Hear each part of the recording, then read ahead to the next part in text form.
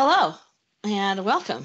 I am Exit Light, and this is my podcast. We had a different podcast scheduled for this evening, but due to some health reasons, we are not going to be doing that one. Instead, you get me and Rob, and we're going to talk about whatever it is you guys want to talk about, whatever it is we want to talk about. It's just going to be a chat. You're going to be sitting in our living rooms chatting with us about whatever. Do you have a hangnail? I'll talk about it. Do you have a demon? We'll investigate it. Just bring it. Right, Rob? Yeah. I don't know about the demon bit, but I might let you do that. All right. Well, then you take care of the hangnail. That's on you. So, why don't we start off with saying this? If you guys are interested, go ahead and take a look at my Teespring store. There's a lot of stuff on there, a lot of cute stuff. Take a look and enjoy that. And if you want to buy something, please buy it. And Victor is here today, and I need Victor to send me an address and all your information and what you want. Okay, Victor? If you guys want to support me through Patreon, you'll get a free t-shirt of your choice from my store, and we'll get that off to you. And hold on one second while I yell at my husband. Can you turn that light off, honey? Thank you. So check out Patreon and Teespring. That'd be greatly appreciated. And Rob, say hello to the folks. Hi, guys. Hope you're all okay. I hope you guys have enjoyed the 31 Days of Halloween. I have certainly enjoyed doing it. It was a larger undertaking than I had imagined.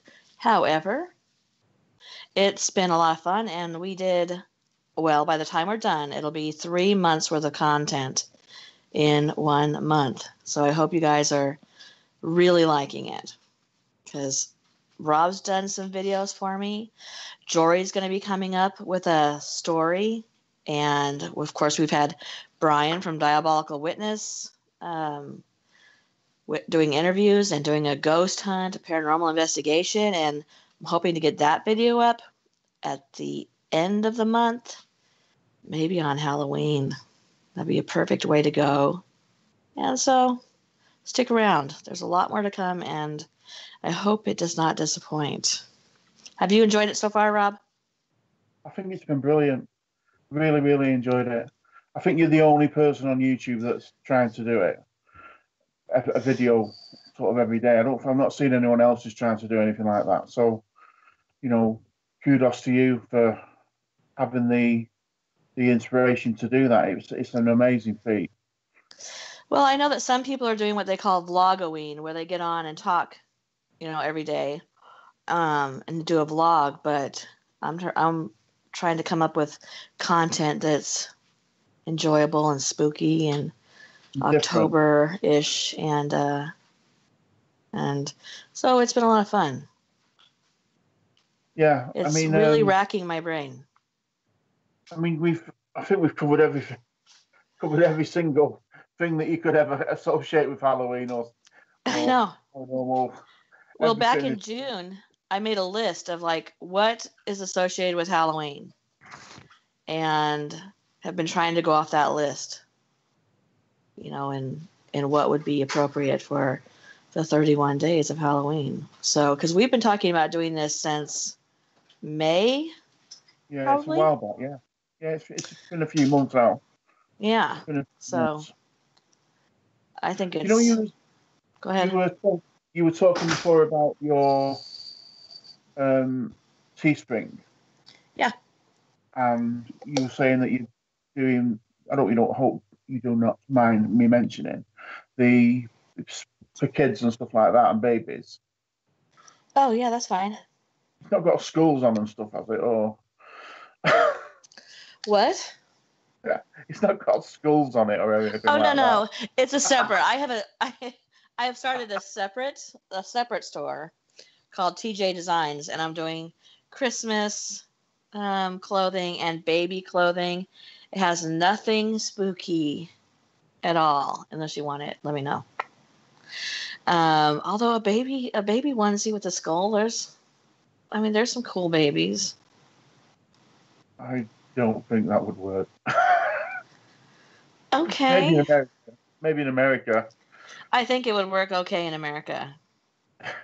I think there's a certain niche for people who would put skulls on their baby shirts and ghosts and, not like full on creep factor, but whatever. But I'm not doing that. I'm not. I'm straying away from that. I'm just doing baby clothes. I think that this is weird. Okay, we're gonna go to a very weird topic. All babies' clothes. Like if you are a boy and you're a baby, you are stuck with, what are you stuck with? Trucks, bugs, dinosaurs. Yeah. And that always frustrated me as a mom who wanted to dress my boy in something that didn't have a bug, truck, or a dinosaur on it. Can I just have something else? And so I'm going to be working on stuff like that. So there's an option that won't necessarily have a bug, truck, or a dinosaur. It's the same for girls, though. It's the same for girls. Yeah. I mean, like my eldest, she's not a girly girl, but she doesn't want to wear pink. She doesn't want to wear, the girl colours that they have now. She wants to wear more sort of. I have to buy boys' t-shirts because she doesn't like the girls' ones. Right. So well, it's funny you should say that because my first baby girl onesie, it has a little baby Wonder Woman on it, but it's on a gray onesie. There's other colors, but there's a lot of parents who aren't wanting to do just pink and blue.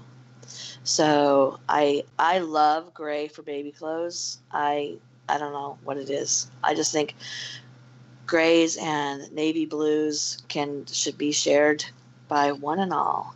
So I'm gonna kind of do so that if you don't want to do the typical baby girl, baby boy things, there's options. But if you do, there's an option for that too. So I'm sure there used to be. I'm sure I could be wrong here. But pink used to be a boy's colour. yes, it did. So is that true, or am I just making shit up? No, it was. Pink was a boy's color and blue was a girl's color. Yeah. I can't understand that because I have been my whole life with girls are pink, boys are blue. So I don't know why it changed even. I know. I can't even remember that. And if I can't remember being the great age that I am, then. Anyway, so how have you felt about doing the podcast for the last 7 months? Oh, I think brilliant. I was really scared at the beginning, and I'm really, without sounding big-headed, I think I've amazed myself. I think I've amazed myself. Yeah, I think. Well, when we first started, I was literally scared sick. Like, you remember, producer Jeremy calls us to get our stuff together 15 or 10 minutes early so we can work out anything we have going on in our personal lives before we get on. There's been 1 or 2 times where I've gotten on and cried, and that is a true fact. And then been like, okay, do the countdown. Hello and welcome. We talk about like, oh my God, did this happen today? It was so frustrating.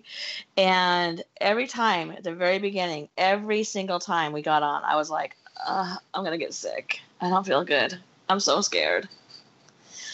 And that I think has finally worn off.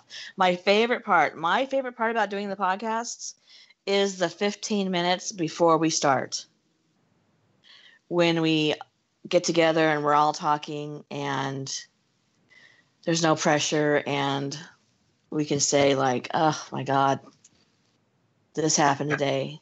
And then somebody will make a joke about it. And Rob used to like tell me to like, pull myself out. Jory would say, Jory's like, it's okay, Mom, you're okay. Rob would be like, get your shit together, in the British way. You say that. And it was both funny to me, and that would help me not feel so sick. So they helped me do that. You're really good. Whatever's going on in the background, you're really good at just, as soon as that countdown's done and we go on air, you're in like your exit light mode, and I think that's really, really, really professional. Well, thank you. I think it helps me to be able to stop, get into my exit light mode, and forget whatever it was that I was upset about.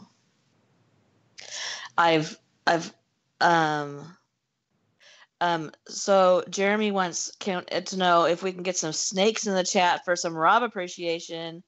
And my husband wrote, here for Rob. Thanks. Thank you.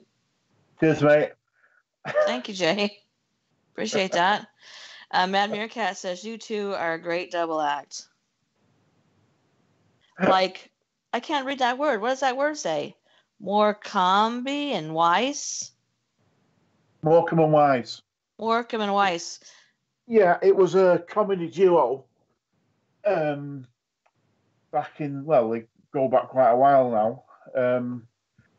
Yeah, they were really, really, really funny. But probably, if you from outside the UK, you probably wouldn't have heard of them. Was one funnier than the other? Yeah. Which one am I?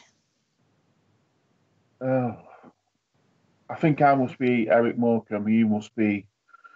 Can't think what his first name is. Second name is Wise. I can't think what his first name is. What's his name? Well, I am Wise, so. Yes, obviously. Yes. Duh. Yeah. No one's Who ever was called more me funny? Wise. Morecambe? Morecambe. Yeah, he was crazy. Was he? So that's you? Yeah. Oh dear me. JD said that he thought the snake was a duck. And you're welcome, Rob. My own husband comes from Rob. Everybody loves Rob. Rob's a very popular guy. And you always make everybody feel bad. They think I abuse you. Well, that has nothing to do with me. Jory told me that you make them feel bad for you because you act like I'm your Eeyore and I'm throwing rocks at you, and you're like, it's okay. It happens all the time. I'm used to it. Nobody cares about me. Well, it does.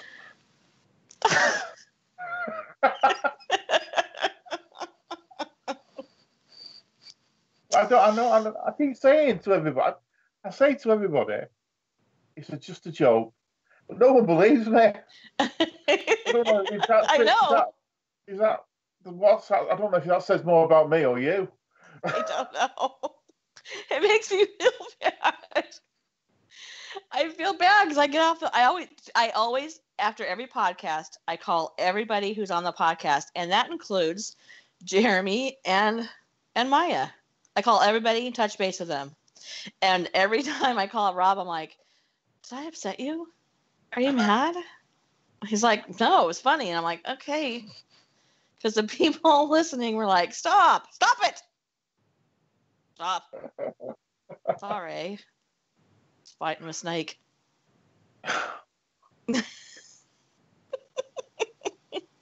See? Look at you. You're like, oh, not again.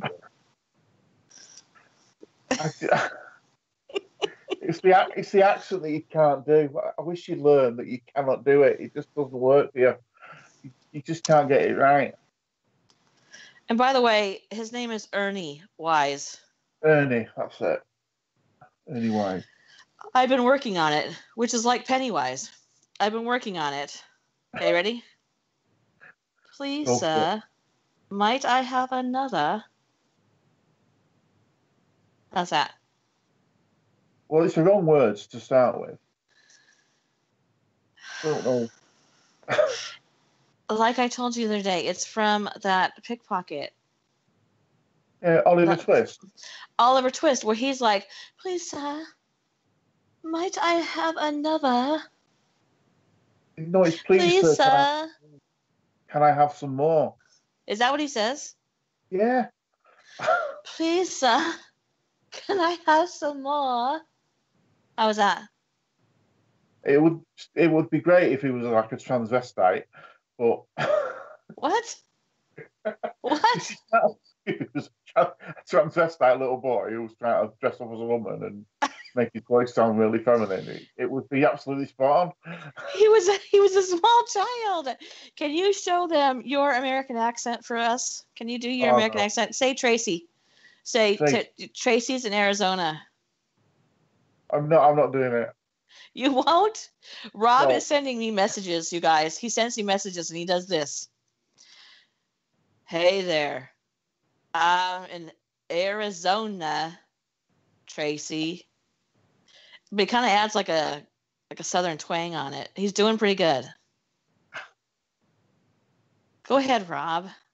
I've got enough to be ridiculed about. I'm not giving you any more.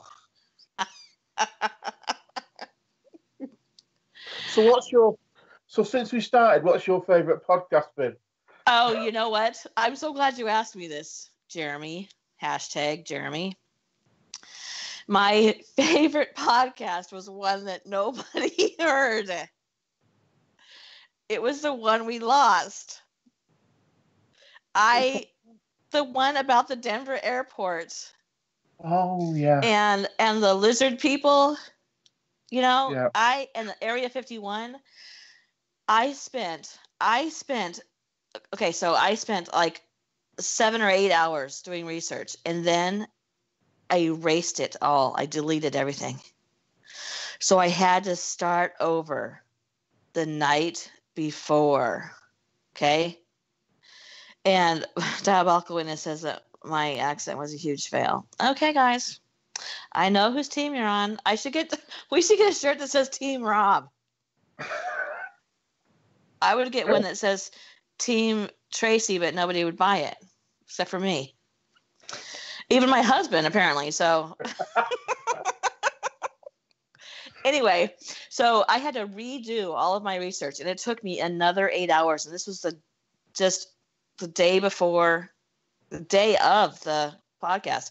I was still up till 5 o'clock in the morning doing it. I still have all my chemtrail information, because we never got to it. And I spent literally over an hour talking about all the weird things in the Denver airport.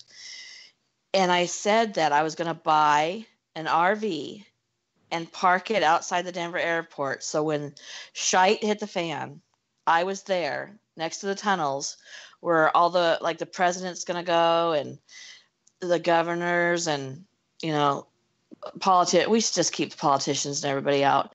I'll block it with my RV, and then I could be there and get in.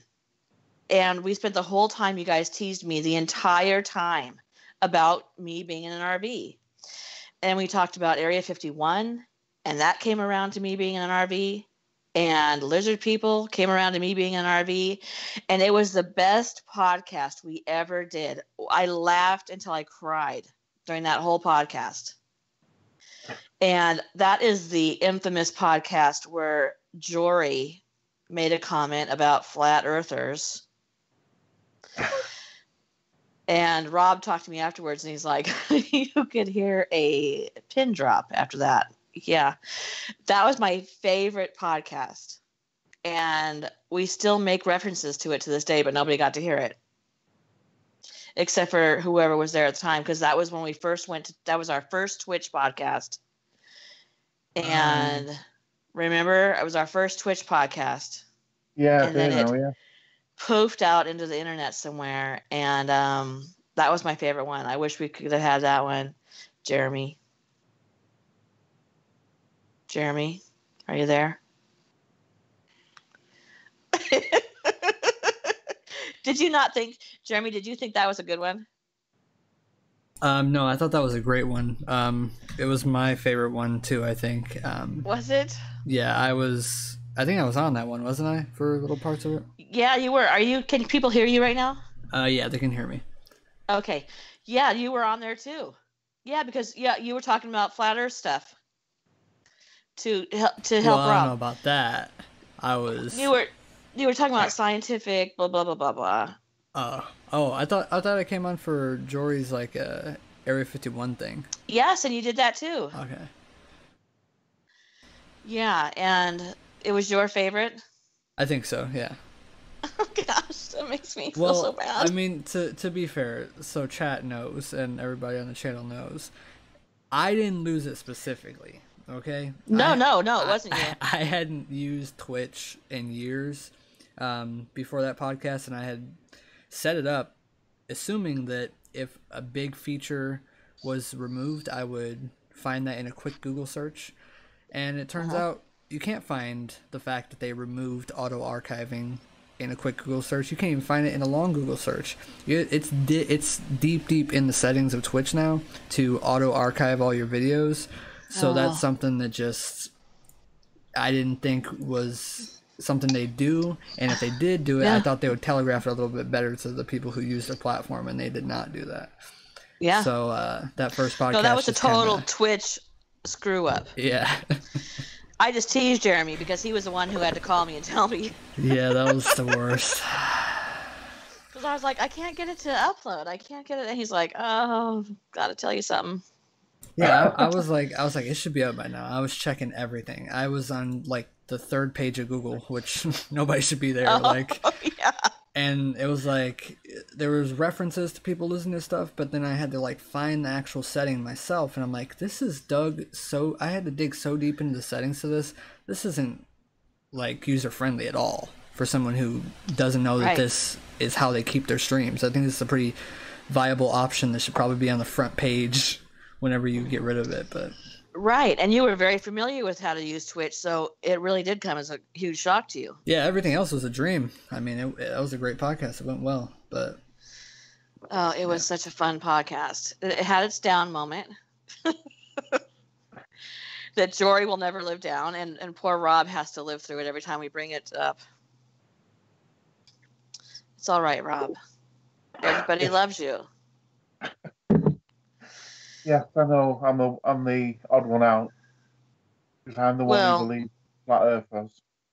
Well, first off, there's a lot of other things that, make us, you and me, you and I are very similar.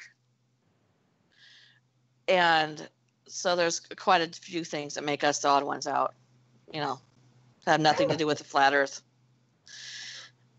Diabolical Witnesses that Jory felt really bad about the way that came out. And my husband says, yes, Jory feels bad. So once again, Team Rob is in the chat working for you. Thanks, guys. Sorry, Rob. Go ahead. I was gonna say we need a Rob Jory makeup podcast where they're like Jory's just like, you know what, maybe flat Earth, maybe it's true, man. Maybe reptiles. Yeah. Maybe Paul McCartney did die. You might be right, Rob. Maybe we need that.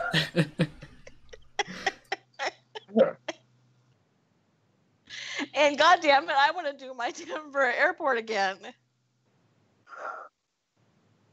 And my chemtrails for the first time. That podcast went so long. I mean, it was long that I didn't even get to do my whole chemtrails thing. We just kept talking, and it was so funny. It was so relaxed. You're lost. I'm sorry about that. You can write to Twitch. Tell them. We could do it again. We could do it again. I'll write the script this time, so we can do it exactly like it was before. Okay. Or like, I'm going to buy an RV and sit outside of the Denver airport, and you guys can be like, oh, ha ha. Oh, Anyway, so what is your favorite podcast? I've got two. Okay. The first one, and it wasn't my favourite at the time, was what we were talking about before. When we first one when I yeah, it was one of the first ones. The demon one. I Oof. Looking back at it now, like I said, not at the time because there was a lot of weird stuff that went on. Yeah. I think that was interesting. Maybe more to what happened after.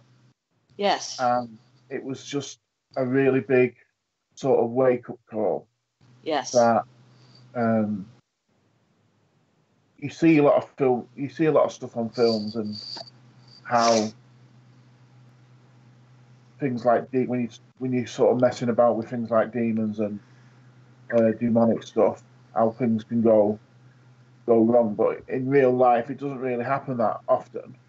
Right. But the things that we went through that sort of week after were it was scary, Yeah. and it just showed we maybe had overstepped the mark really, and not what am I looking for? Prepared. Yeah, we weren't prepared for what happened because we didn't Yeah. think it would happen. Right. But, yeah, that's one of my favourites, and also when we did about the Twin Towers and 9/11. Yeah. That was really interesting. Because I remember, I mean, being from the UK, I'm familiar with what happened, but my sort of bit of that was to do with the Pentagon. I couldn't believe how much basic crap was sold to the American people, and how it was just, and it still baffles me today how um, how they got away with it because it just doesn't make sense. And it just the more I researched it, the more because like we talked about on the time, I tried to go into that with an open mind, but but at the end of it, I couldn't lean, I couldn't be neutral. I had to go towards the fact that it had to be a conspiracy because Right. it was so ridiculous, and I think everybody found that. You know, even people who maybe didn't believe it in the conspiracy. I think it got so ridiculous that yeah, I think you enjoyed that one as well, didn't you? Here's what I enjoyed about it. So we planned that a couple months in advance and set the time out. Did a block of time that we would take up to do this. And I had to think about how I wanted to break it up, the timeline, because I wanted to do a timeline. So start at the beginning and then go through to the end. And then I realized that the beginning needed to start before 9/11. So what we decided to do is I said, okay, so what if we do this? Like Jeremy wanted to do the stuff that led up to it, which was perfect. And then I thought, okay, well, I'll take the towers because that was a separate event, and then the Pentagon was a separate event, and then the Pennsylvania airplane was a separate event, and then we could all, have the fifth one to talk about it. And what I really liked about it was that there was no direction on like, although I did mention to Jeremy that I would like to have some stuff about the CIA and how Osama bin Laden became Osama bin Laden. But there was no direction on like how you need to research, how you need to present. So Yeah, everybody researched in their own way and presented in their own way. And it felt like a puzzle because we had the research from the beginning. So looking from the outside, now that we can look back and see what led up to it. And then I did more of a scientific look at it. And then you did more of a real like conspiracy part where, they, where's the wings? How does this work? Um, why is this the guy there picking up these Oh, pieces, and he yeah, happened to be at the yeah, towers? So, and then Jory wrapped it up with the emotional, hey, this involves real people, real families, and brought it together so that from the history, the scientific, the conspiracies part, all came together but in the end, what matters is that these people were heroes, and what they went through. And that was a tough one, I thought, but yeah, I thought it was perfect because it covered all the bases. I became a physicist. Jeremy became a historian. You, for the first time, as somebody who wasn't here, got to do the research on the Pentagon. And the minute by minute that Jory did with the contact with the people on the airplane and their families, I just thought that was an incredible wrap up to all the information we'd heard. mm, And so that was one of my favorite ones too. yeah. There It was a was, lot of information. yeah, oh, yeah, there was. It And really it opened my eyes a lot to like the because I think being from the UK sort of helped me. yeah. I wasn't, you know, Oh yeah. And there was a generational thing too, where Jeremy was a younger child who thought that, like, we dialed 911 for help, thought it was because of that incident. So you have a younger child who is going to look at the history. Then you have Jory, who was an older teen, and that me as a I was a mother, and you as somebody who wasn't even in the United States. So I thought that having the different outlooks on it, I don't know. It far exceeded my expectations. I can tell you that. It was above and beyond. I thought everybody's segment was so good and so different from everybody else's segment. mm, And I really love that everybody kind of brought their own personality, and it was good. I really loved it. yeah. It would be Go ahead. it would be nice to do.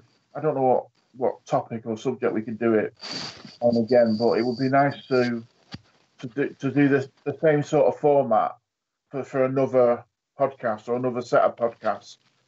Um, we all do our own research, and we all have 1 week. We all have the stage each week and talk about whatever the subject would be. I don't know what it could be about, I'd but love to do the JFK assassination. Mad Meerkat says, a difficult and emotional event, well and tastefully handled and presented. Thank you to you all. Thank you. I appreciate that. yeah, I'd love to do the JFK assassination. Um, Me and Jeremy and Maya have all been to the Dealey Plaza and seen how it's set up, what it looks like. We've stood on the X's in the street where the president was shot. We've watched the videos. I've seen the book depository. I almost said suppository, which would be a painful other subject. Yeah. So that's a whole other podcast. Um, so I would love to do that.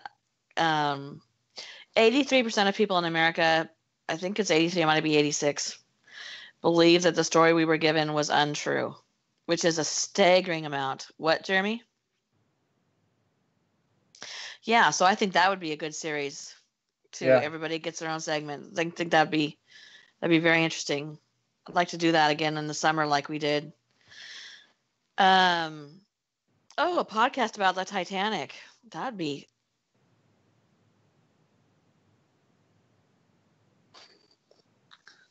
that okay. That's okay. A podcast about the Titanic. That would be good. I did a story about a reincarnation that had to do with the Titanic. It's one of my favorite stories. So weird because sometimes my favorite stories don't hardly anybody listens to them. I'm like, I don't know if it's the title or what, but one of my other favorite podcasts was the podcast about, and that was one of you and I's like maybe third podcast maybe or something like that about the what are those things called, Rob? When they're like a myth, like legend, urban, no, like folklore. No, cryptoids. Thank you, cryptids. Oh yeah, yeah. Cryptids. That was one of my favorite podcasts because I asked you to do that. I asked you to do that duck. Do you remember the duck, Rob? The duck. Yes, the female duck with breasts.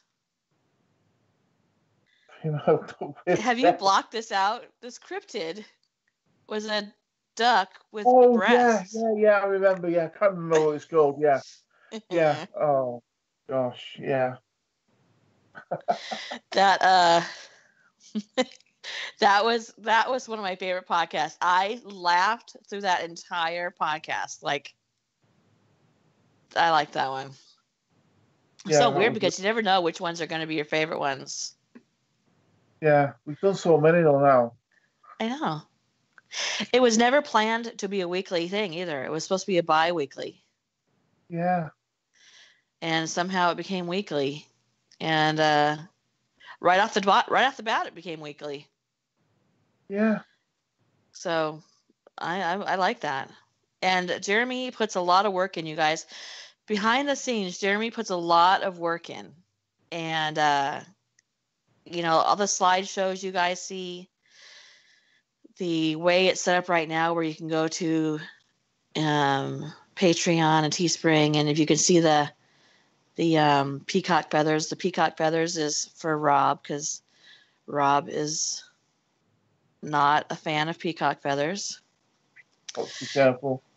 Yes, and all that. So it has all our character in it, and Jeremy did all that, and so Maya, of course, has to keep track of all the links and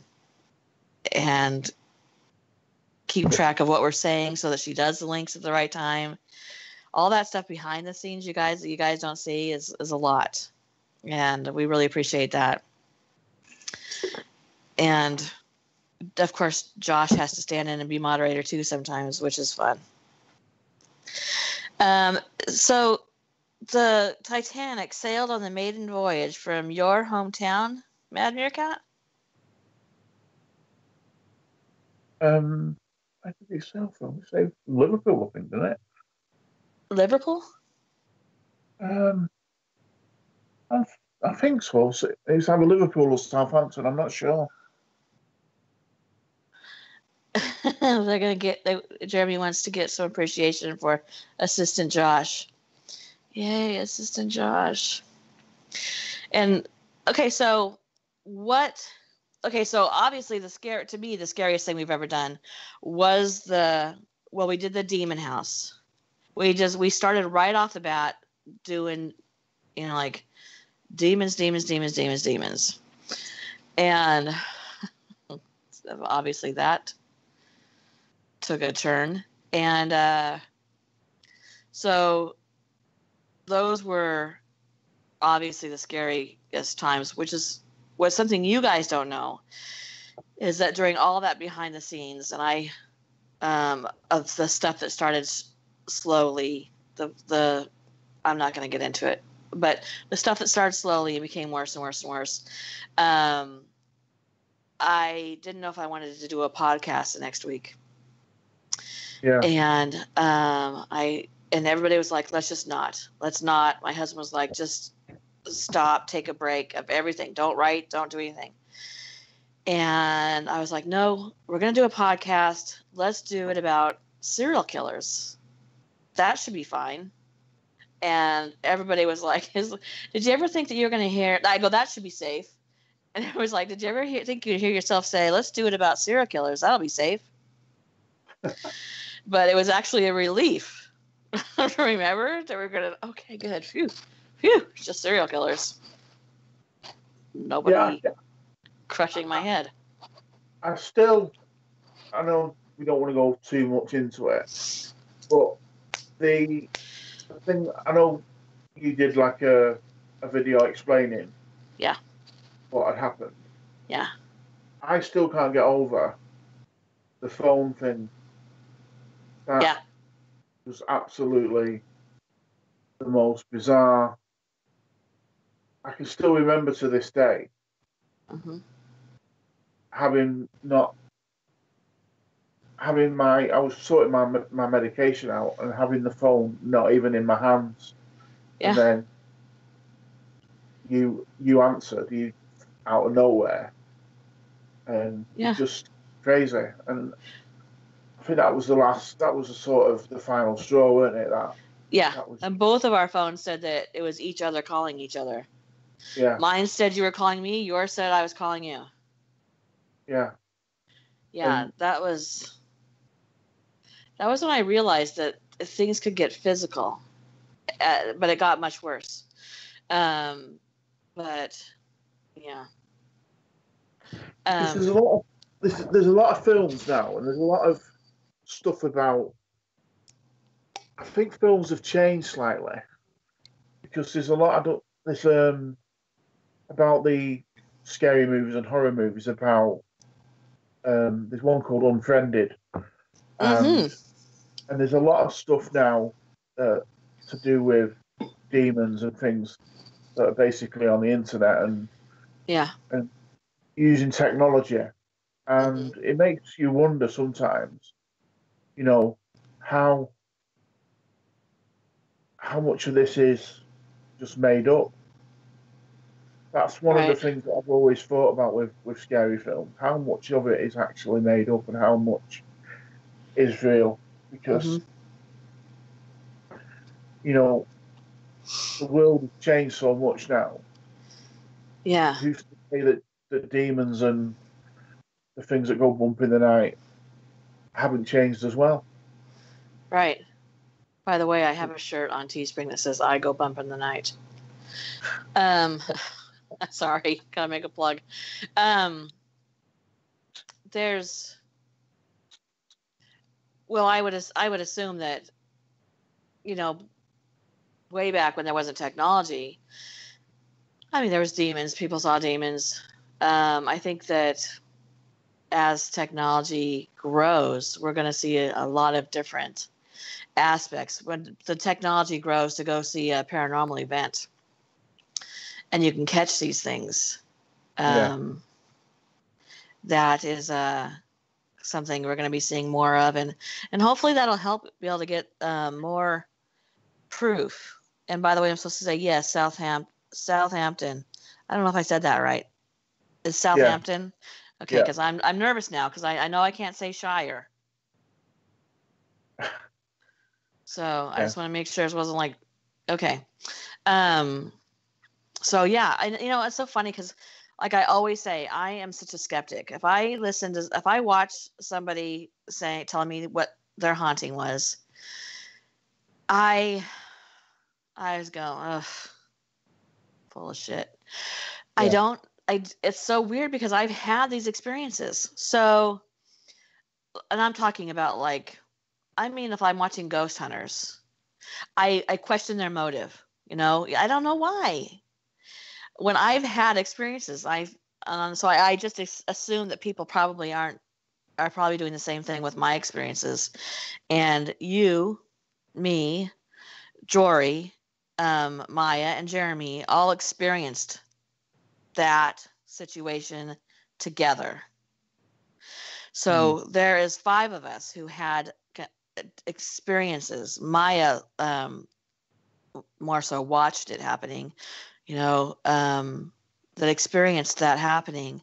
So I don't know how to word this, but it makes me feel that people who are skeptical will have a little bit more reason to believe that it did happen because, you live in the UK,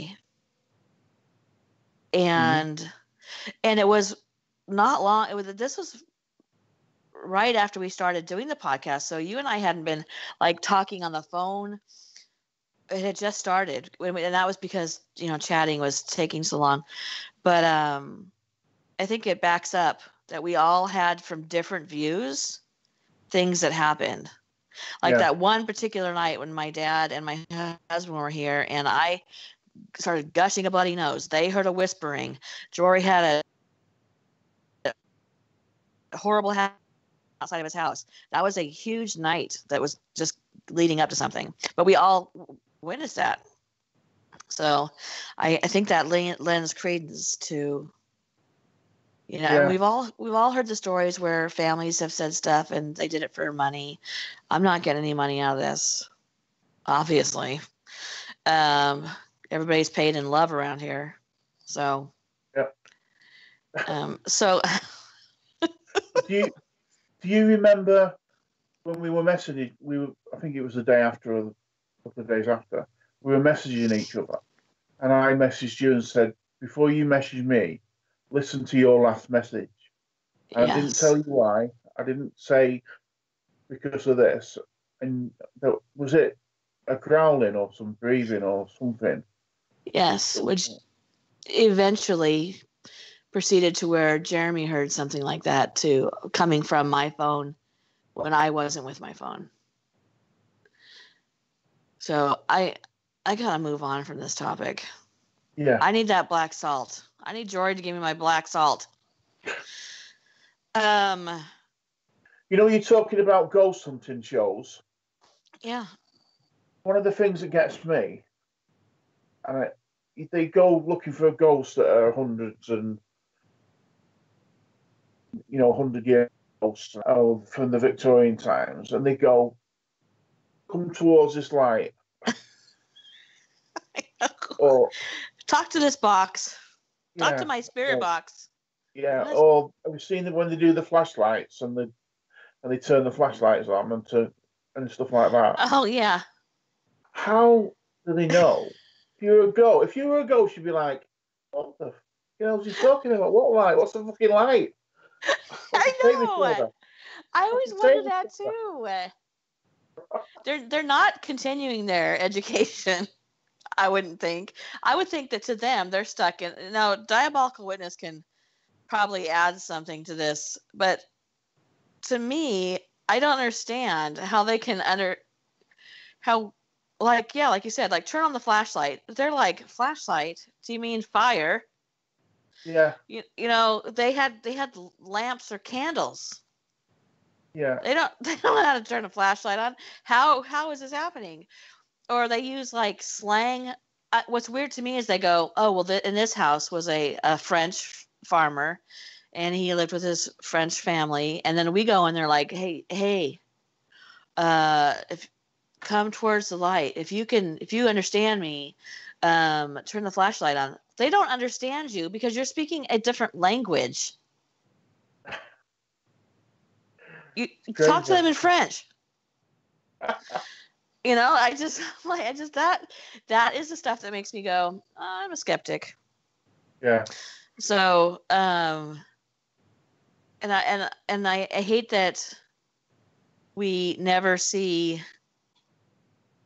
Well, they're getting better about it now, but like even on the Demon House, Jory and I were talking about this. Even on the Demon House, because Jory and I, Jeremy, Maya, we watched the documentary. I've seen it I don't even know, 4 times now. Every time I see it, I believe it less. And which sucks. But, Why is that? huh? Why is that? Are you on Well, about the one with that? Zach Bagans. Yeah.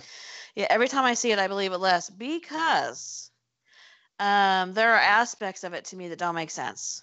The fact that he had a home inspection, but the home inspector was like, well, it.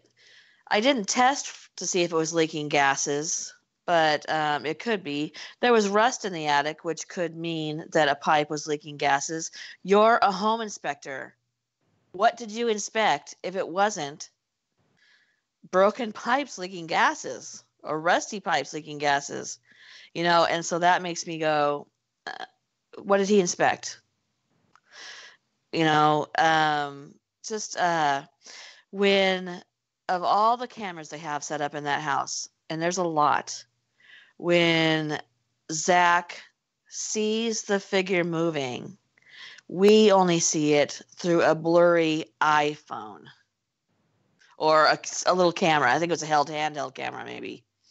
He drops it, and it's totally blurry. Of all the cameras they had, they didn't catch it on any other camera. I see things like that, and he did this investigation for, I think it was 3 years. So I always wonder, like, now I believe that they got proof from there. I'm not denying that. I know that they have witnesses that saw the boy walk up the wall in the hospital. I know that the what's the social services woman saw what she saw. She left the state. I believe there's stuff like that.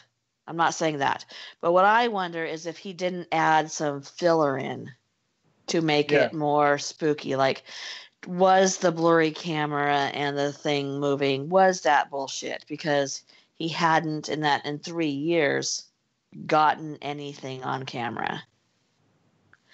And so because that happens, because I feel like he did add things, then in my mind, I don't want it to take away. I just feel like doing something like that will take away people believing the rest of the stuff. Yeah. It needs to be just whatever you got. If you don't get a figure, then don't fake a figure. Just show us what you did get. Mm. And so every time I watch it, I see that, like I said, the home inspector who didn't inspect anything, nothing, and that's why he's not on film inspecting it. Yeah. Just stuff like that, where I just go, I don't. The people who lived there, who were squatting in there, nothing happened to them. Yeah. So and then we get the guy who comes out and he's like, well, if you pay them, they'll talk about the things that happened. I don't know. Some of it just is disappointing to me, because I was really looking forward to that documentary. And when it came out, I really liked it. But then the things that sort of like were in the back of my brain going, they just get larger and larger every time I watch it. Yeah. I definitely prefer.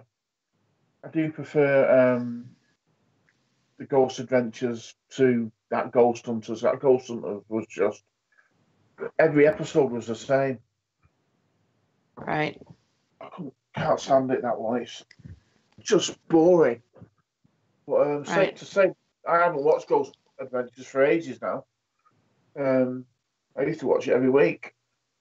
But I think once you've watched a couple of them, they're all pretty much the same, aren't they? Yeah. The commercial ones, the ones that are on TV, I think there's pressure to find something and to make it exciting. And so I think that can't help but reflect on the show. And that's why I really like Diabolical Witness, because he's not on TV. He doesn't have the pressure. If he doesn't find it, he doesn't find it. Like on our podcast the other day, he said he was out there for several hours and thought, oh, this isn't going to go well, because he didn't find anything. I like that, the honesty of it, where you have the freedom to be honest because you're back as a production crew, you know. So that's why I really like his stuff, because he doesn't have that, you know, president of the network saying, "Hey, if you don't come up with some stuff, we're gonna have to cancel your show." Yeah. There's a show on Amazon called Haunted. I think it's Amazon. Please forgive me. It actually Netflix called Haunted, and people tell about their experiences. And I went through about halfway through one last night before I got too scared to be watching it alone. So I liked it. And then there's a show on Amazon called Lore, and it's short for folklore. And so it talks about, they did one on fairy circles. They've done on werewolves. Josh and I watched it together. And just so you know, Josh, the second season is out. If you guys like that sort of thing, the folklore, the behind how the legend of the werewolf started, things like that. Cool.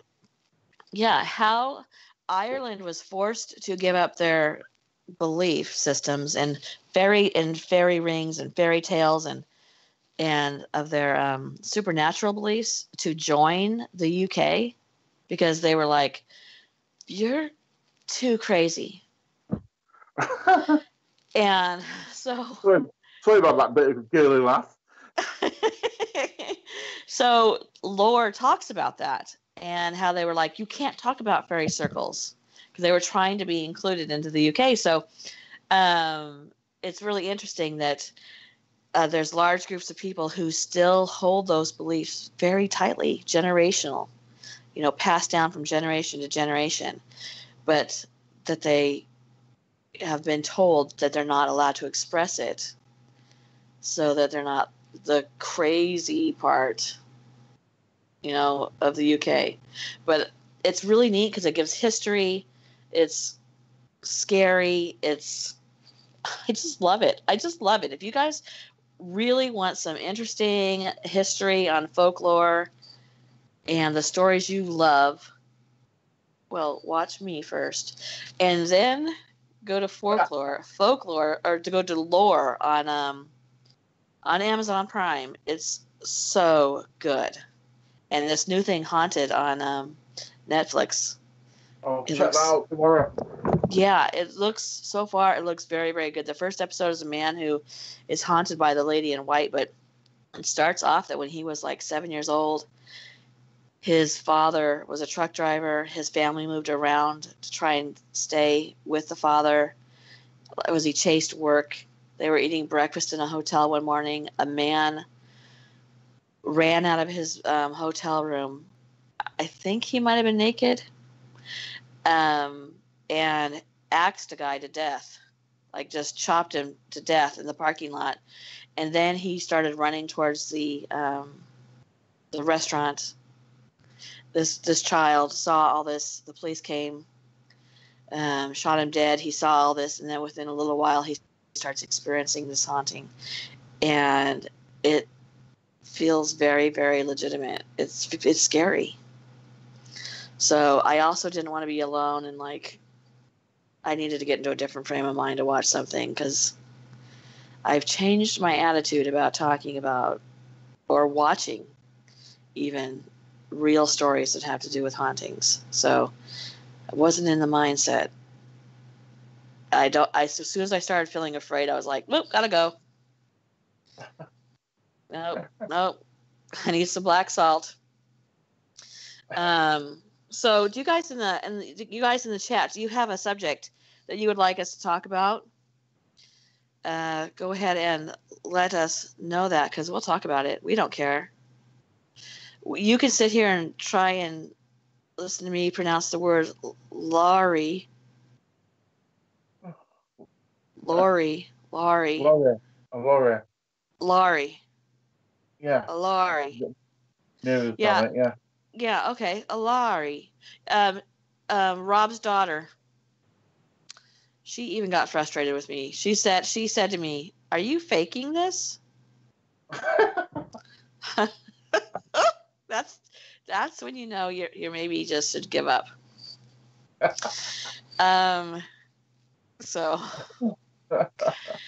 and I'm gonna hire Rob's daughter because she's my best little manager who tells people and might do it at school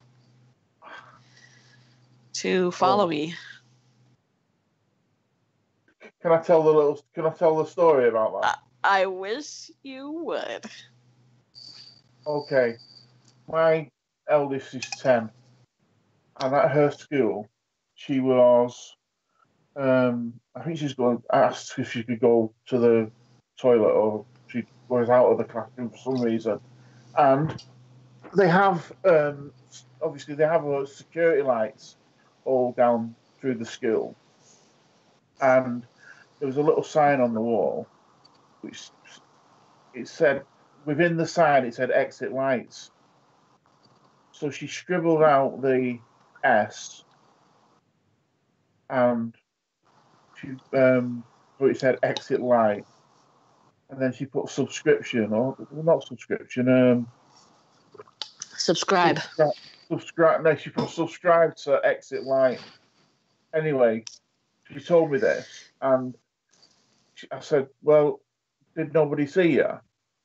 She said, "No, I got away with it." So what's naughty? You shouldn't be doing that, even though I thought it was really funny. And I said, "Well, haven't they got cameras in the school?" She's like, "I don't think so." Anyway, they caught her on camera doing it. So she went in front of the headmaster, and he said, "Did you do this?" So she denied it a couple of times, but then he said, "Look, I know you did it because we've got you on camera doing it." And I don't know where she gets this from. You forgot the part where they called all the students in. Yeah, they asked all the kids who'd done it. They asked all the kids who had done it, and obviously nobody said anything. So anyway, they caught her on CCTV, and when the headmaster asked her why, she said because Tracy needs more subscribers. Which was at once embarrassing, but true. So, I mean, thank you. Look, Oh my gosh. I just thought that was the best thing. I was like, I hope you don't get her in trouble because it was true. luckily, the school never told her mum. They didn't? No, Oh my no. gosh, that's so funny. Well, she'd have ripped. All my bodily organs are still in the same place, so yeah, she didn't tell her because I'd have had them ripped off by now.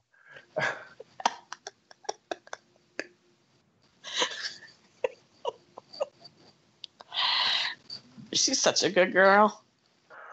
Yeah. So come on, you guys, give me a topic. What topic do you want us to talk about? Can I tell me a little ghost story? What? Can I tell me a little ghost story? Yes. I sent you a picture. I went on Google Maps today, and after we chatted this morning, just to see if this house is still there, and it is Okay. still. And I'm from a place in the UK from a place called Manchester, and I'm from a place in North Manchester. I'm actually from Blakely, but we were living in Middleton, and where we used to hang about as kids when we were about 10 or 11, there was this big house. It, it isn't that big now, but when you were a kid, everything looks bigger. Right. And there was everybody's got that house, haven't they, in the town or in the village or in the where it's supposed to be haunted and it's left empty and it's all run down. And I think everybody must have one. Right. So me and another couple of lads, we were messing about. They do getting into trouble. Anyway, this place had all the windows boarded up and the door boarded up, and we were going past one day, and there was a little humpback bridge. You know what a humpback bridge is? No. It's just a really small, like a hump, but it's a bridge. It's like a humpback bridge. Yeah, yeah. That's why they call them humpback bridges. Got But it. anyway, so we always used to sit on the wall and arse about. We noticed this day that the bottom panel of the door had been kicked in. We could get into the house.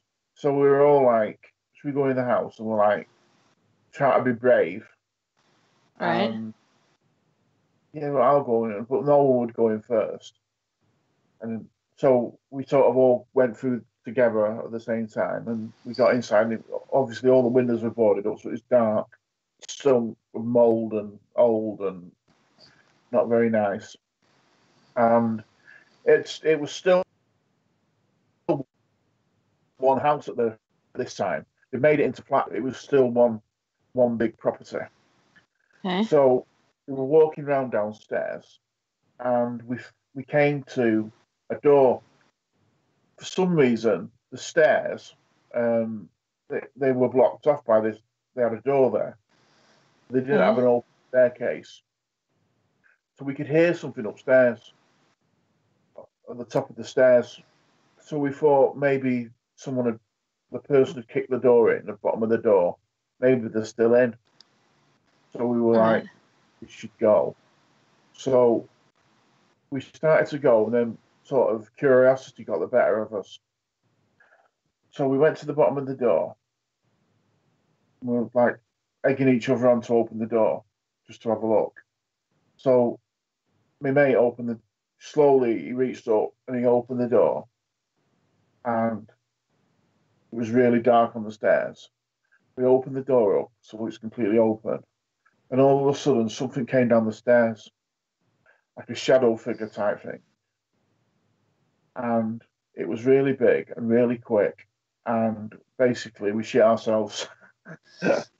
Yeah. And you should have seen like three of us trying to get out of this door, this little panel of this door. I nearly run through the wall. Freak out. Jeremy, I'm going to send you a picture of this house. Oh, did it come through the picture? Yeah, I just went and looked. I'm going to send him a picture of the house. It's on Church Road, if anyone knows the area. Hold on a second. It's not that big, is it, really? But obviously, when you're 10, it's a lot bigger. Yeah. Hold on a second. I can't get it to... Hold on. There we go. Hold on a second. Here we go, Jeremy.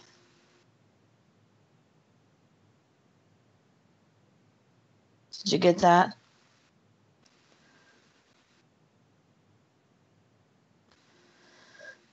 Okay, so maybe he can put that up there. And it's been made into... It was all ripped out and completely redone.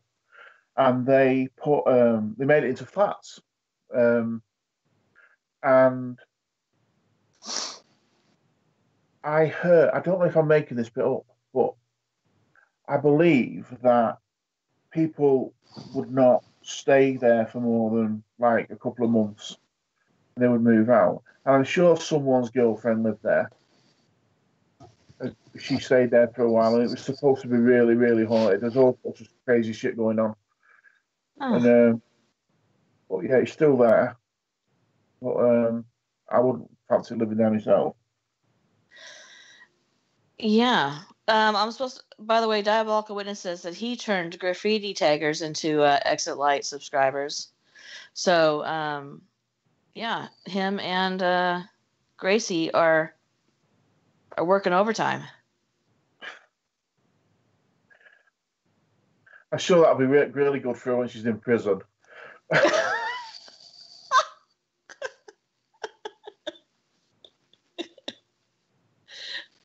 I don't think she's going to prison for very long. um, and he says, and possibly some people from the other side, not the guy whose name starts with a P, though. Or Jeremy said that. We don't want that guy to be a friend. He can stay away. So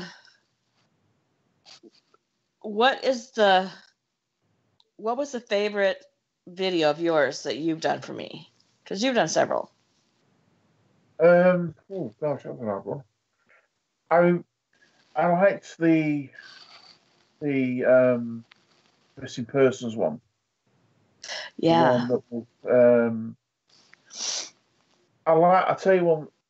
This might be a bit indulgent, but do you remember the video that I did? I think it might have been the first video I did about dove stones. Yeah, it was the first video you did for me. I really liked that, even though I was ridiculously nervous, and it was probably it wasn't any good. Yeah, it was. But, well, thank you. But I really like that one, and it's one of those. It's one of them places, dove stones. It keeps popping up every now and again. Mm-hmm. Things. It's just sort of haunting me, this place. Yeah, that was one of my favourite ones, and the missing persons ones. They were good. I'm trying to look up the missing persons one because I got to tell you something about that one. Hold on a second. I'm trying to look it up. My favorite one I've done is a story about. It's called the Hunt or something like that, and it's about a group of people who go out. Okay, that video was called "Simply Vanished: U.S. Federal Parks and Strange UK Encounters." That video has 16,566 views on it. Wow, that's great. Yeah, so nice. But the story I'm talking about. Did you ever hear it? I think it's called The Hunt. It might have been a 2-part story even, and it was about this group of friends who go out to a cabin. I don't want to give it away, but I really don't want to give it away because the twist is really good. But they go hunting. You know what? Maybe I'll put that back up. Maybe I'll put that up as one of those throwback ones because that was one of my favorite stories I've written. Yeah, I'll find it and see if I can put it back up because that was really good. I mean, sometimes I get done with stories and go, I don't know. And then sometimes I get done with a story and go, I really like that one. And those are the ones that other people don't like. Like, sorry. But that's how it goes, right? I think all your stories are good. The Demon House one that I did it one on the Demon House in Gary, Indiana. That one has almost 35,000 views on it. I think that was the first one I listened to. Was it? I think so, yeah. I think it was the first one of your videos that I listened to because I was interested in. It was coincidence. There was a coincidence involved in that. I'm not sure what it was now, but I'd heard about this demon house for some other reason, and then I found your video, and I think it was on because Ghost Adventures. They went there, didn't they? Yeah, Jory helped on that one. I think I watched it on Ghost Adventures, and then I saw your video, and I thought, I'll give that a look. And I think I made I commented, didn't I? Yeah, you did. That's how we met. That's how we met. Isn't that weird? Yeah. Well, 400 years ago. Feels like it. One of my other favorite stories I did was called The Third Eye. And it's, I don't know if you've noticed, but now you will. I and Maya, we have a chicken pox scar right on our forehead, between our eyebrows. Every 10th person you meet probably has a chicken pox scar on their forehead. Watch TV and look for it. Watch the people you talk to at the grocery store or wherever. It's very, very common. And it's really strange to me. It's exactly right where some religions believe you have a third eye. Well, And if you, what? They reckon that we do have a third eye, don't they? Yeah. And so if you look it up, like, why is there a chicken's pox scar in the middle of my forehead? There's a lot of people who talk about this, and it's supposed to be a mark of this gift that you have some sort of insight to things, okay? So pay attention to people. So I did this whole story about the third eye, which is a chickenpox scar, and that it was the alien's way to test who was, this is so funny, who was the most intelligent and empathetic people of the human race, and like get rid of everybody else. To weed it out so that everybody had this test, this childhood illness. And if you ended up with a mark between your eyes, then you are one of the people who are chosen, which, it's my story. I can be chosen if I want. But it's very interesting. And now that I've told you, you're never going to not see it. My husband sees it all the time. That it's very strange. Like, of all the places to have a chickenpox scar, I rarely see one on a face that isn't right there on the forehead. Sometimes it's a little bit off, but it's always right in the general place of the forehead.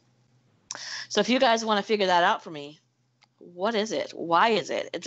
I feel like so many people have that it's not a coincidence. And I have people contact me about that story all the time and say, I was Googling, why do people have chickenpox scars between their eyes? And your video came up. So I'd actually like to kind of do a real, like a real investigation about what the myths and the lore is about that, because there is. Which means that obviously other people noticed it too. And I didn't even know that until after I'd written my story, that other people, I looked it up. And I was like, as I was doing the story, because I needed to do a fact. And I'm like, oh my gosh, this is actually a real thing that people actually believe. It is something. So, that's crazy. Yeah, isn't that weird? Think about people you know. Watch the people you meet. You guys watch TV. You're going to be dumbfounded by the amount of people who have that chickenpox scar between their eyes, their eyebrows. Isn't that weird?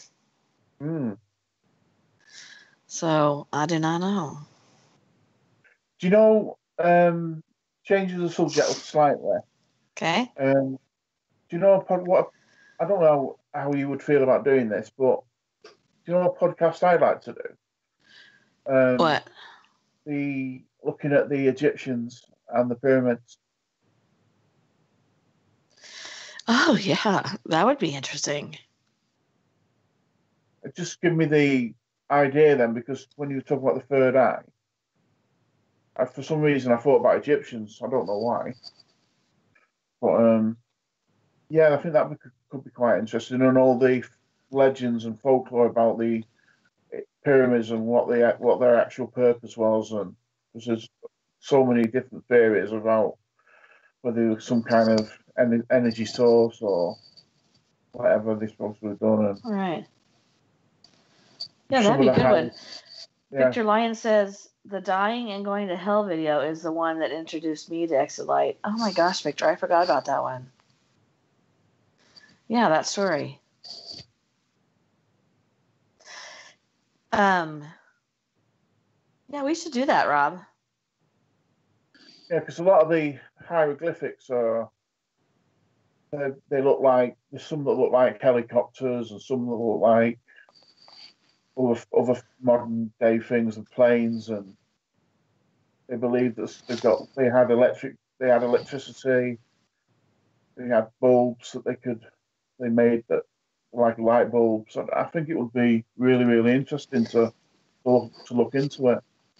I have done a story about the Nephilim, who are mentioned in the Bible, and in the book of Enoch, Enoch talks about a spacecraft, and so I integrated all that information into my Nephilim story, and about the fact that the hieroglyphics show things that look like helicopters and spacecraft and really, really tall people, which the Nephilim were said to have been, and they've actually found skeletons of these tall people. And the lore is that the Attila the Hun went to kill all of the Nephilim because the Nephilim were becoming kings and were very powerful. So Attila the Hun tried to kill off all the Nephilim. And then there's this very rare genetic component called the Ashkenazi Jew that people believe was started by the remaining Nephilim. And I have that component in my DNA. So that's what made me want to do the story about the Nephilim, because I was like, I'm half angel, in case anybody didn't know. And I have to tell you. So anyway, it's very interesting. I would really love to do that because, like I said, it includes the Book of Enoch. And I don't know if you've read the Book of Enoch, but if you haven't, biblically it supports people coming from space. Yeah. And it's very strange, and I don't know how I didn't really notice that until I was an adult and be like, wait a minute, he's talking about a UFO. Yes, we should do mummy preservation methods. We should try it out. I need a volunteer / victim. Let's try and preserve somebody. Maya, are you up for that? Would you like to be preserved? Okay. Okay. She's so easygoing. That's my girl. Victor says that he searched paranormal in general, and that's how he came up to me. I always wonder how people do. Because I can see, like, it's so funny because 82% of the people who watch my videos are not subscribed. So I can see all the analytics. And I always wonder, like, where'd you go? Couldn't you have just clicked subscribe for just a minute? It's free.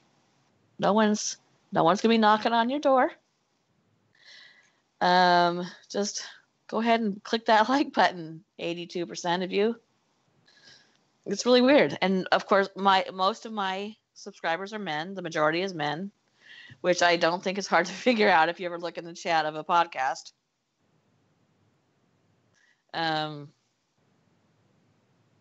I don't know. There was one woman the other week. Mm-hmm. Oh, I do have women. Yeah. The men are more vocal in general. Someone said hi to me, which was a bit of a... Well, you're a celebrity, Rob. I certainly am, yeah. People love you. Yep. Tell me, Rob. Yeah. Rob? Yeah? May I ask you a question? Of course you can. Was that bad, by the way? Oh, it's brilliant. What do you do for Halloween? What is Halloween like there? Well, according to what I heard on the radio yesterday, or the day before, Halloween now in this country is very, very popular. not as popular as it is in the United States of America, but we are getting there. But people are spending a lot more money on Halloween, and I'm going to be taking my daughters trick or treating for the first time. For the first time. I love it. And they're really, really looking forward to it because their mum won't take them. Ugh, that snake.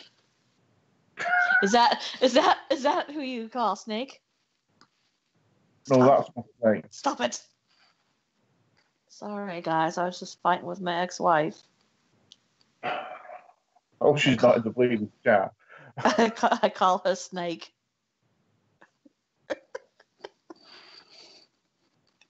The first time. That is so exciting because they're old enough to. I mean, I'm not going to lie. I have taken toddlers trick-or-treating for the candy. Yeah, I've been that mom. So, it's okay. So, do you know what their costumes are going to be? No, I haven't got them. I haven't got the costumes yet. I'm thinking probably witches. See, when I was growing up, we were not allowed to be witches or devils or, anything like that. And also, we were allowed to dress up for school, but it couldn't be anything violent.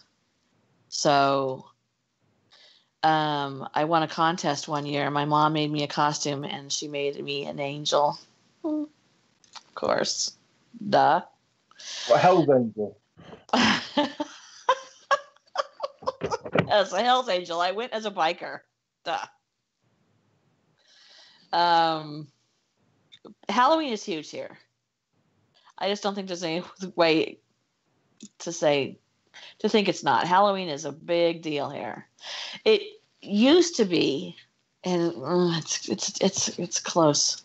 It used to be my favorite holiday, Halloween, because on Halloween you can be whoever you want, and it doesn't matter.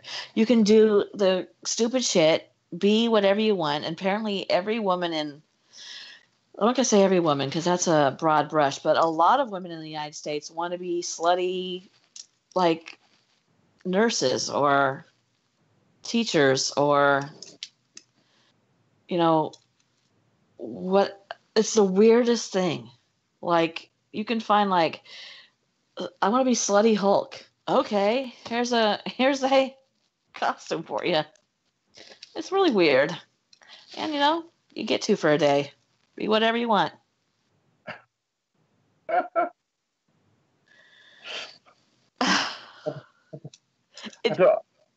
don't think we've reached that point yet. Rob, I'm not kidding you. Am I lying about that? Hello, Maya? No. It's really, I mean, you think of it. Think of a profession. You could be slutty like race car driver, or just think of a profession. Slutty police officer. I don't like the word slutty for the record. I'm just saying what they call them. I don't like it. But yeah, slutty bunnies, you can be slutty bunnies, slutty cats.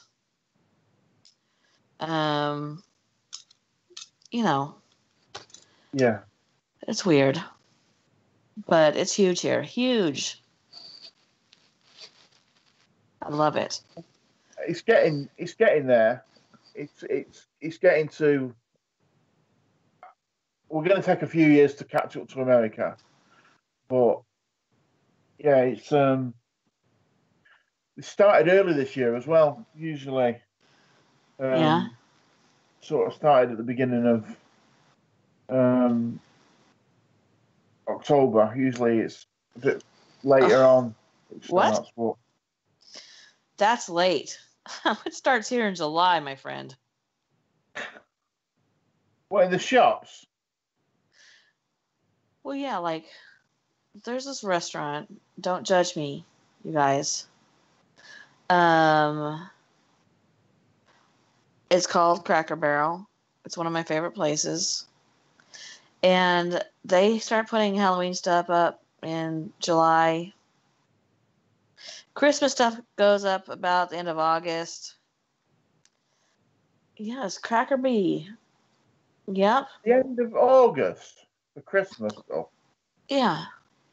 Well, at first it starts in a little corner, and then they do the fall stuff. But then it starts to, you know those sponges you put in the water and then they grow and they're gigantic. That's how Christmas is in Cracker Barrel. It gets its own corner, and before you know it, it's Christmas. There's a Christmas store in Oklahoma City, and it opens in June, closes in February. It is massive. I went last year. Don't judge me on this either. I thought I was going to cry. It was magical. They have hundreds of Christmas trees decorated. They have a million different Christmas tree decorations. They have life-size nutcrackers. I wanted to cry. It was...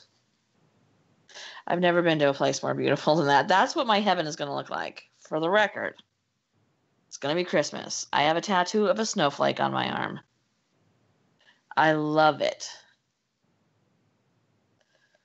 Is that crazy? I also love writing scary Christmas stories in December because I'm a weirdo like that too. So Mad Meerkat has a big black spider crawling up his bedroom wall. Should we talk about that, Steve? Should we discuss it? I wanted to ask you a question. Yeah. The other day, I think I might have heard you wrong. You Probably. said you were out in a restaurant. Yeah. And then you said you were going to go and do some shopping in the restaurant. Yeah, that was Cracker Barrel. I don't understand. It's either a restaurant or a shop. No. Oh my God. You need to Google Cracker Barrel. You're going to be so jealous. So half of it is a restaurant. Half of it is a shop. And you can even buy the pancake mixes and the syrups and stuff they use. They also sell some really kick-ass toys. Yep, chicken dumplings. Yes, chicken and dumplings. Every Thursday is is a Thanksgiving dinner, turkey and mashed potatoes and stuff. And then they sell these kick-ass toys for kids, like learning kind of toys, and where you can grow your own crystals, where you can tap away and find dinosaur bones. I have actually bought, not there, but in general, I have bought an owl vomit for my kids because you can pick through owl vomit and put the bird back together. It's a good learning tool. But they have a whole bunch of cool toys. They have the candle section is what draws me. I'll be honest with you. That's the big draw for me. And then so embarrassing. My Christmas tree is almost exclusively decorated with the Cracker Barrel Christmas ornaments. And I have so many ornaments that my Christmas tree is probably going to fall through the floor at some point. Because I collect Christmas ornaments, and then everywhere we go, even when we went to Jamaica, I went to every shop and was like, do you have Christmas ornaments? They sell Christmas ornaments on the cruise ships, so I do that. I have Halloween Christmas ornaments. I have a bunch of New Orleans Christmas ornaments, but that's Cracker Barrel. It has a shop with it. Rob, you should Google Cracker Barrel and let the jealousy begin. If you come to the United States when I win the $1 billion lottery tonight, you come to the United States, I'll bring you. I'll take you to Cracker Barrel, and you'll never want to leave again. It's okay. So Mad Meerkat killed his spider, and I was going to ask, do you want me to name it? But apparently no. In my house, we let geckos live in there, and I don't mean in a they're not in a, what's the word, aquarium. They just live there. They come in and out freely, and they eat those spiders. That's what they do. Because I'm in Texas. We have geckos. They're so adorable. I know.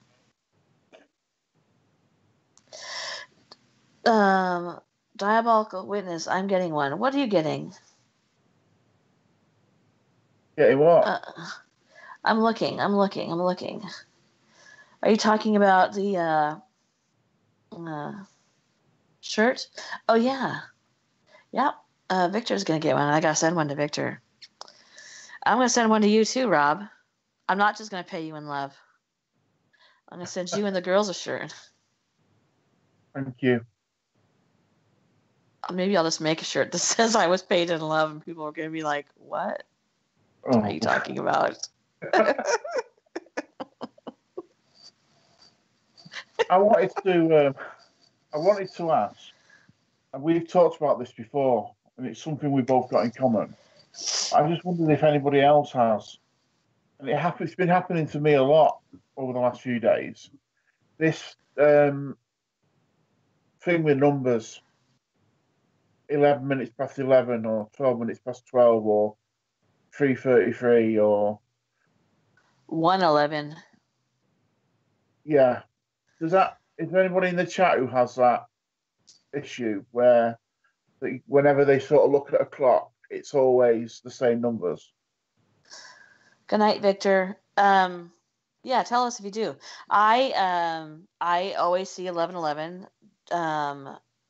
My assistant Josh Johnson always sees 1111. Maya always sees 1111, and I kid you not, there is rarely a day that goes by where somebody doesn't say 1111 and text it to me.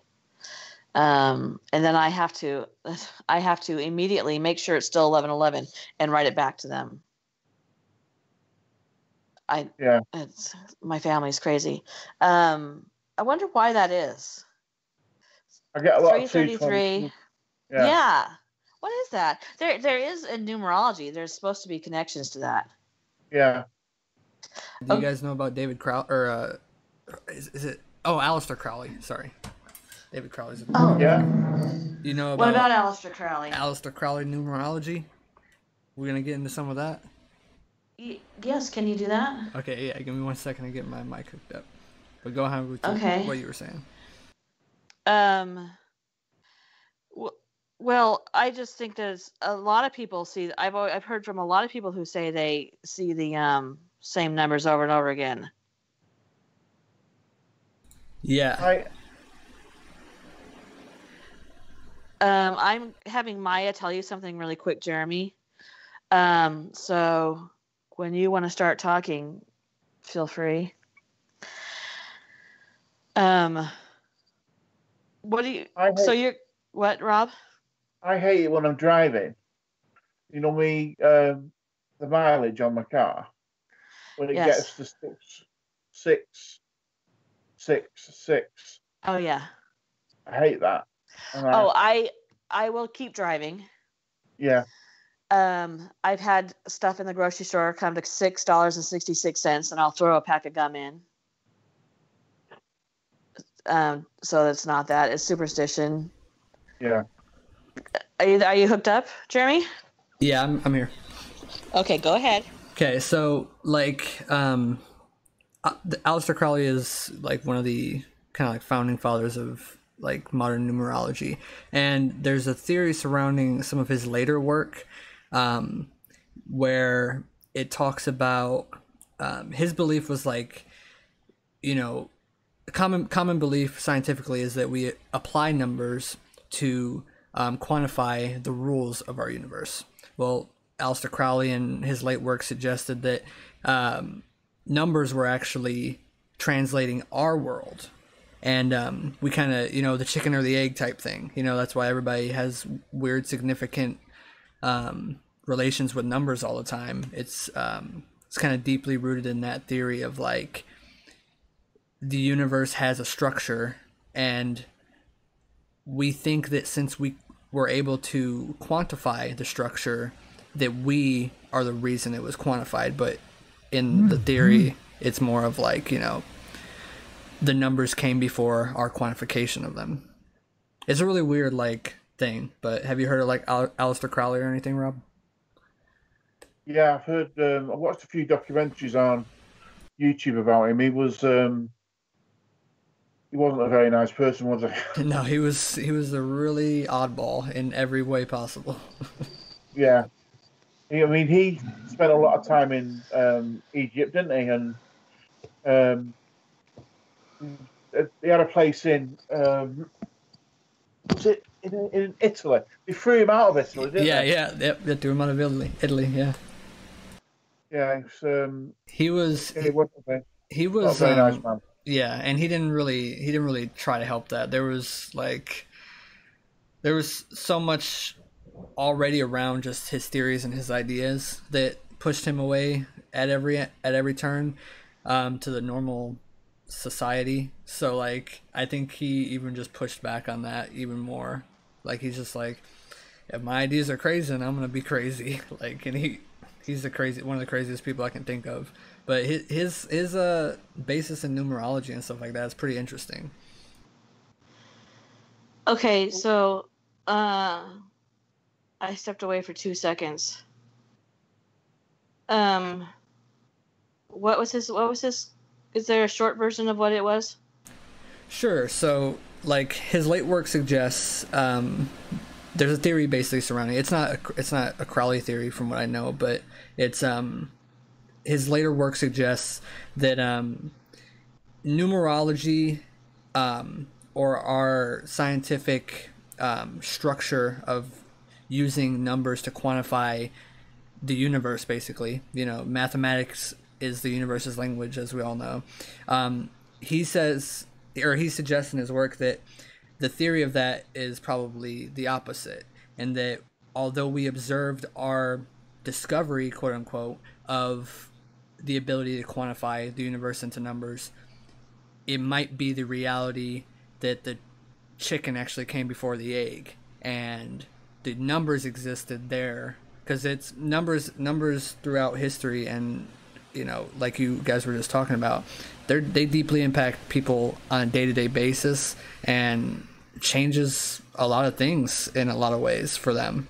Even if they believe in the stuff or not, it's a very it's a weird piece of structure that's ingrained in society that is, the basis is we figure, okay, we use numbers to explain the universe, but his later work suggests that maybe the numbers are explaining the universe and we're discovering the numbers. It's like the chicken before the egg thing.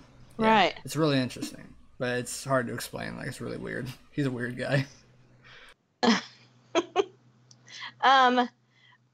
Brian, was that okay? He sent me some ideas for stories.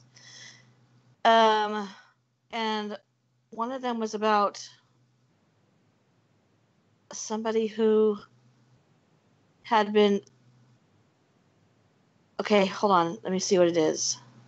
Oh no, that was H.P. Lovecraft. Sorry, I was thinking it was Aleister Crowley for a second. Aleister Crowley sounds like somebody in the Scrooge.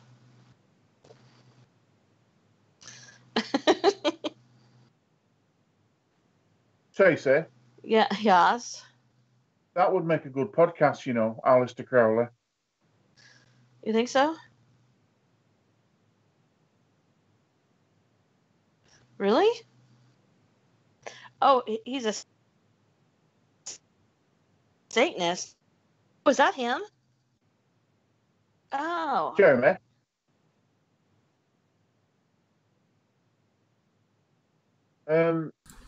He went and joined this group of Satanists, and they kicked him out, didn't they? Because he was just too crazy. That's what the story is. Yeah, that's what the story is. Yeah, that they kicked him out. Yeah. Yeah. Oh my gosh, can you imagine? Mad Meerkat says that Aleister Crowley was once named as a suspect in the Jack the Ripper murders, and Diabolical Witness says, "Get the salt first." Really? Well, we should do that. Oh, He got kicked out of Satanists. Yeah, and he got kicked out of Italy.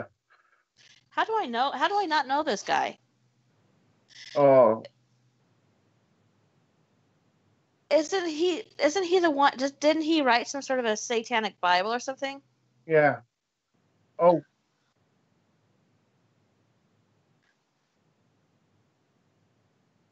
Oh.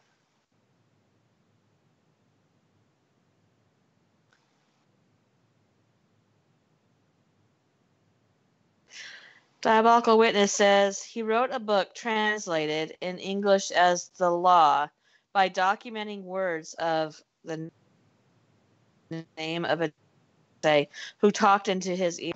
What?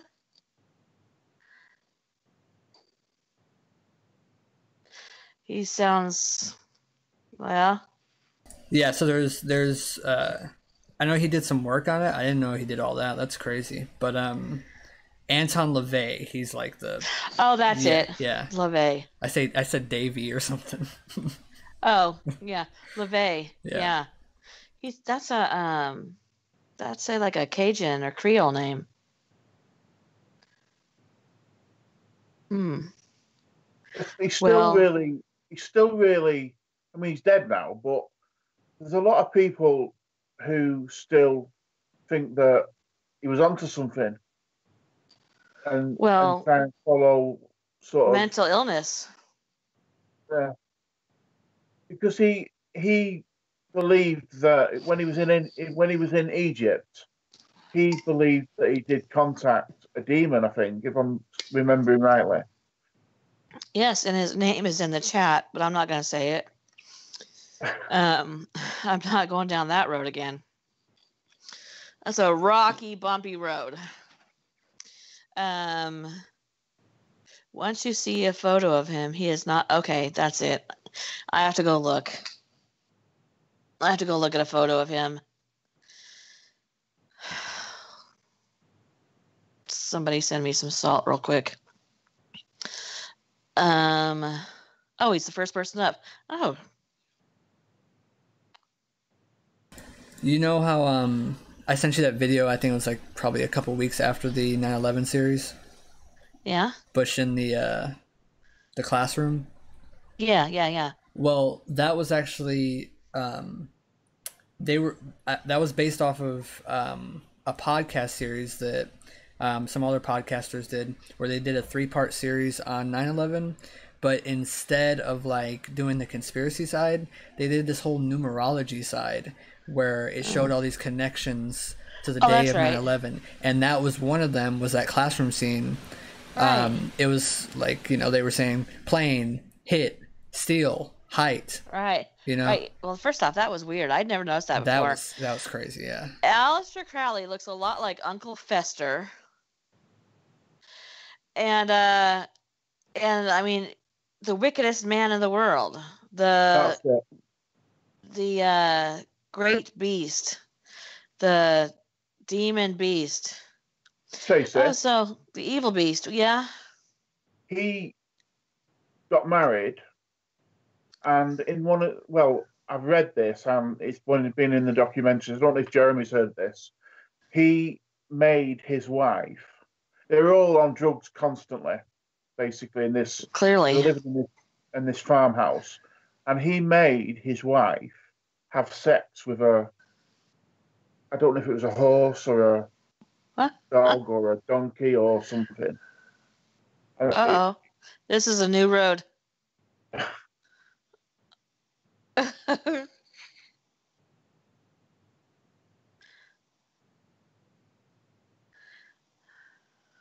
I can't remember what animal it. Well, it doesn't really matter, does it? What animal it was?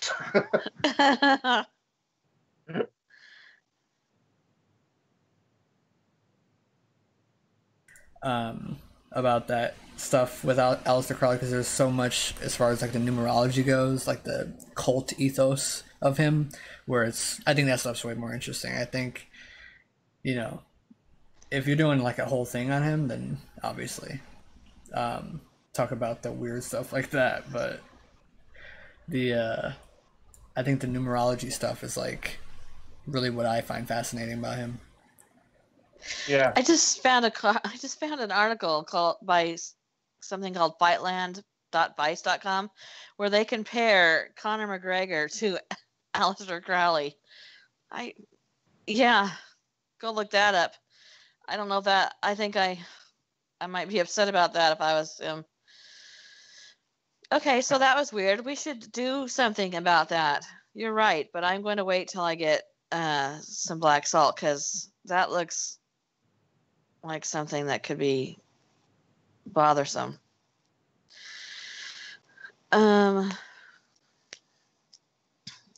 Diabolical Witness says, be careful with this one. Does that mean, Brian, that you don't want to be on that podcast?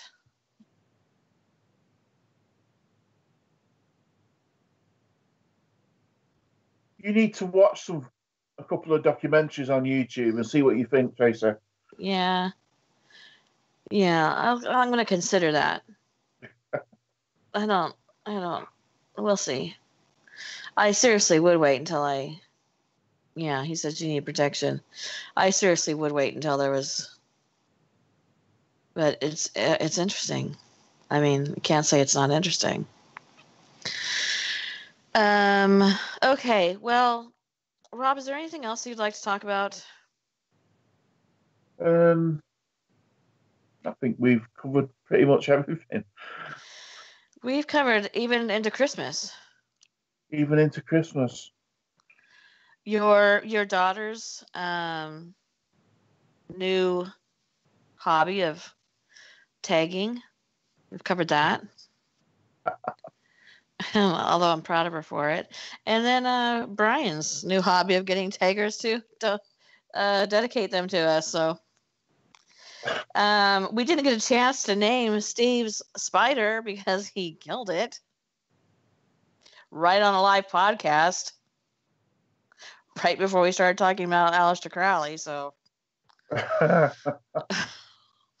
oops. All right, you guys. Did you guys enjoy us just hanging out and talking today? Because I really did. I literally came in here with I just don't know what we're going to talk about. It's just going to go however it goes. That's a one-off.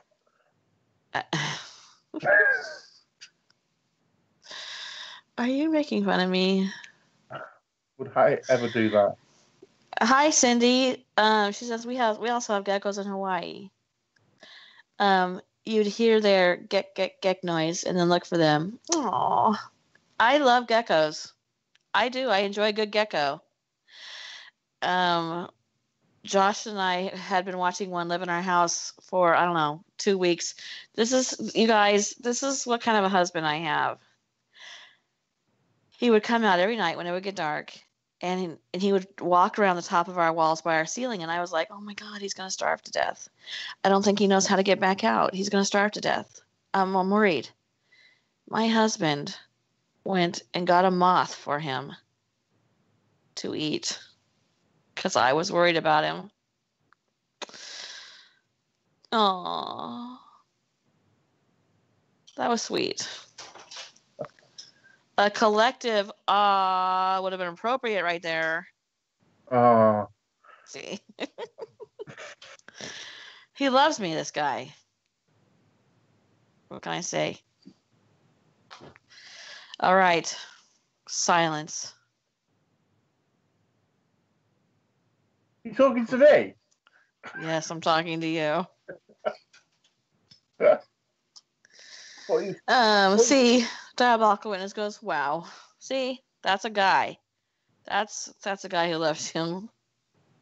And Josh was so mad. Josh was like, "Are you kidding me right now? Are we gonna have to go kill a moth for this thing?"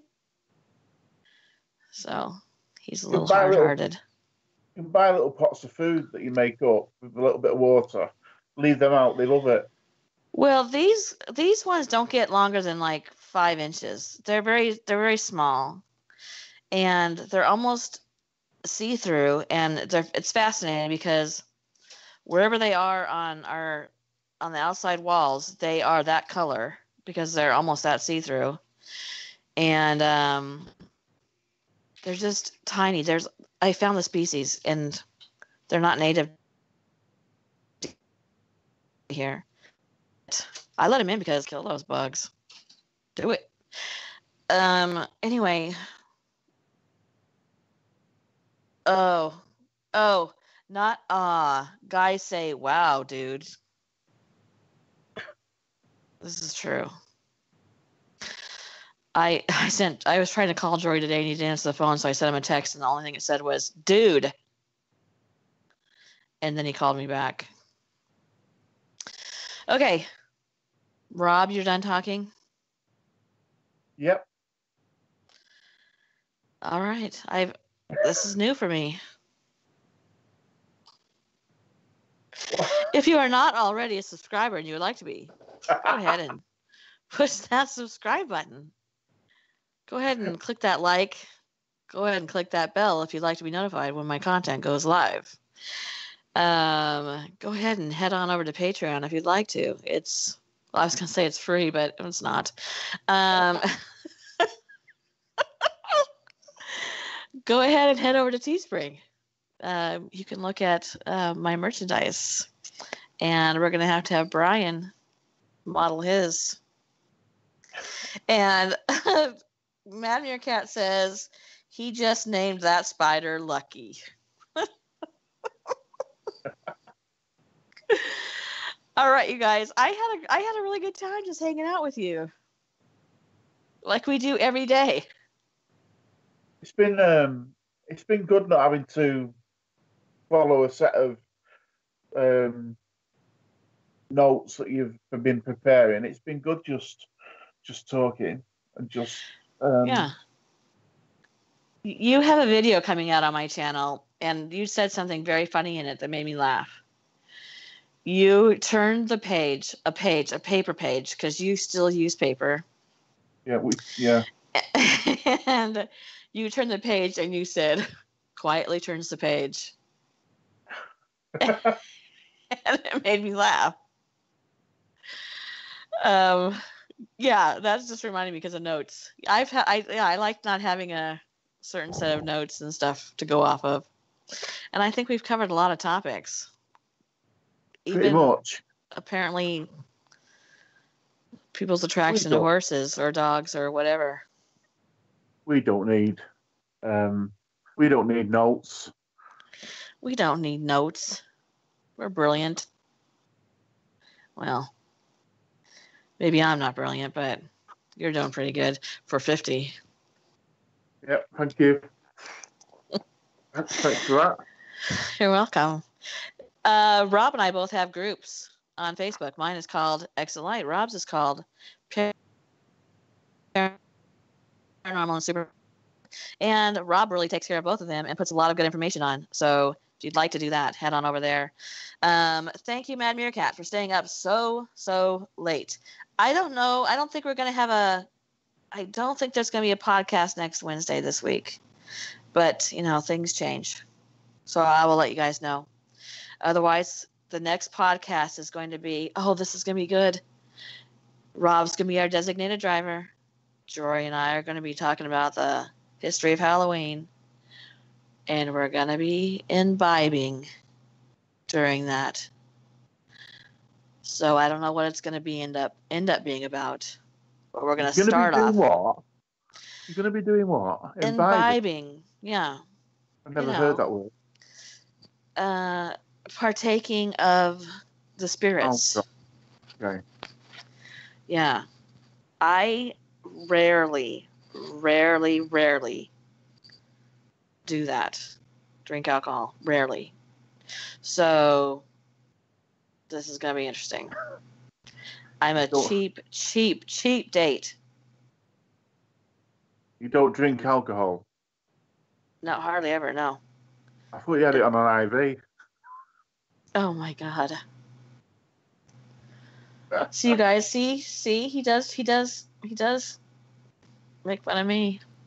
But whatever. Me on back. Whatever. Go ahead.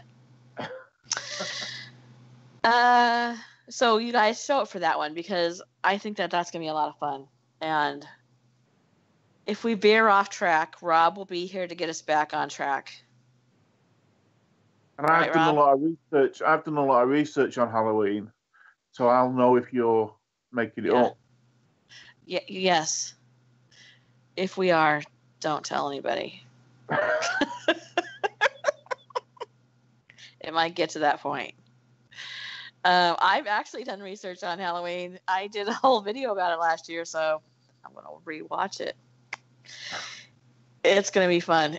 I'm excited. I have to go to a store and find something that I think I can drink that won't make me sick. That would be a really bad ending to a video, I think. If I have to have Jeremy step in and be like, Jeremy, I have to go. Can you finish?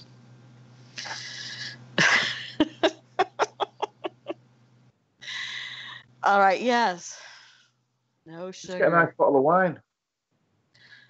Wine gives me a headache. Okay. So I'm one of those people. Okay. It's going to be like Crown Royal or something. Yeah, I don't know what it is, but You don't know what Crown Royal is? It's a whiskey.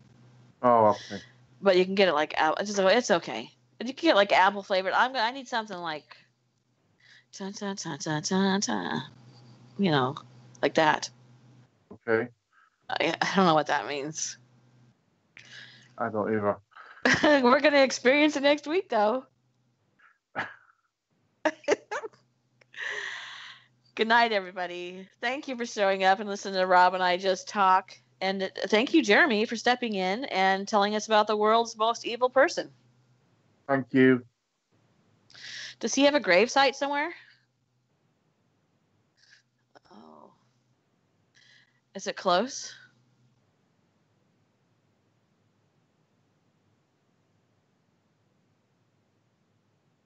Oh, awesome. Okay. Thank you, moderator Maya, for working hard. Thank you, Josh, for moderating as well. And thank you, Rob, for being entertaining as always. It's fine. Thank you for putting up with me. Stop it. Good night. Good night.